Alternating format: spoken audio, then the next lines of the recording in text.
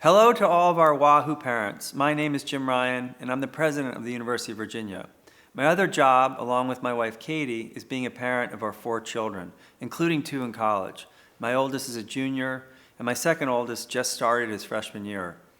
Like some of you, I was emotional watching my kids go off to college, and it was bittersweet to let them go. But being a parent in some ways is all about letting go. We have to do it again and again. Giving our kids room to make mistakes is an important part of helping them learn.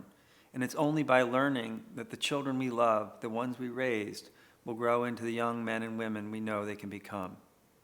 I bet you see signs of growth in your children this family weekend, some of which will make you smile, and some of which may make you scratch your head if your experience is at all like mine.